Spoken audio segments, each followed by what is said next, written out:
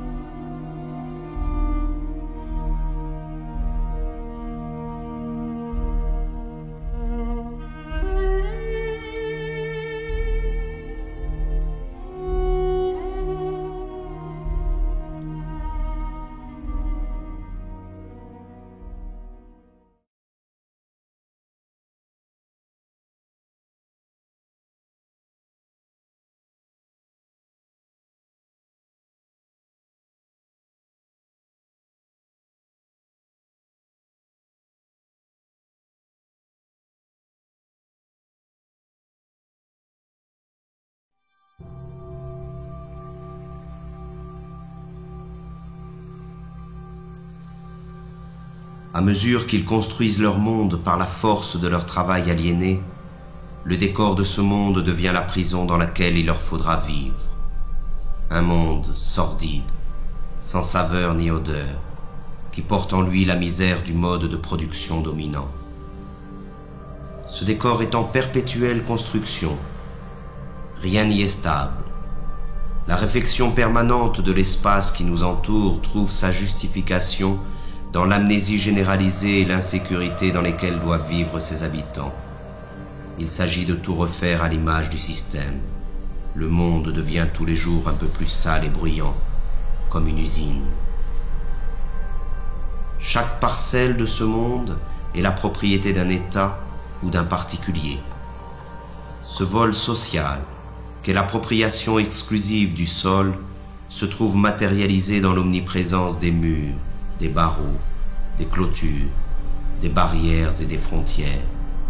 Ils sont la trace visible de cette séparation qui envahit tout. Mais parallèlement, l'unification de l'espace selon les intérêts de la culture marchande est le grand objectif de notre triste époque. Le monde doit devenir une immense autoroute, rationalisée à l'extrême, pour faciliter le transport des marchandises. Tout obstacle, naturel ou humain, doit être détruit. L'habitat dans lequel s'entasse cette masse servile est à l'image de leur vie. Il ressemble à des cages, à des prisons, à des cavernes. Mais contrairement aux esclaves ou aux prisonniers, l'exploité des temps modernes doit payer sa cage.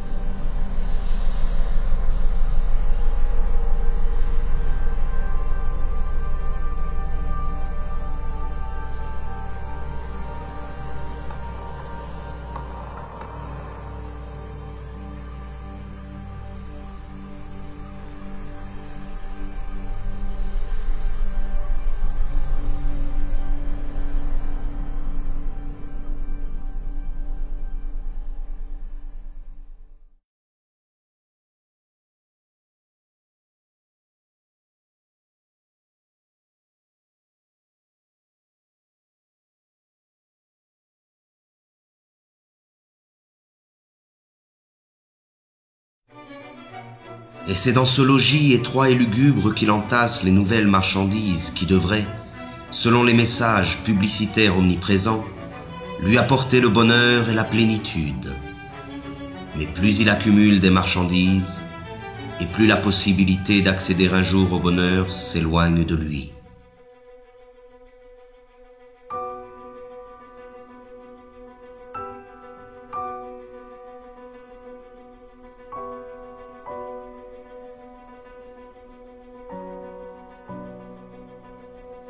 La marchandise, idéologique par essence, dépossède de son travail celui qui la produit et dépossède de sa vie celui qui la consomme. Dans le système économique dominant, ce n'est plus la demande qui conditionne l'offre, mais l'offre qui détermine la demande. C'est ainsi que de manière périodique, de nouveaux besoins sont créés qui sont vite considérés comme des besoins vitaux par l'immense majorité de la population. Ce fut d'abord la radio, puis la voiture, la télévision, l'ordinateur et maintenant le téléphone portable. Toutes ces marchandises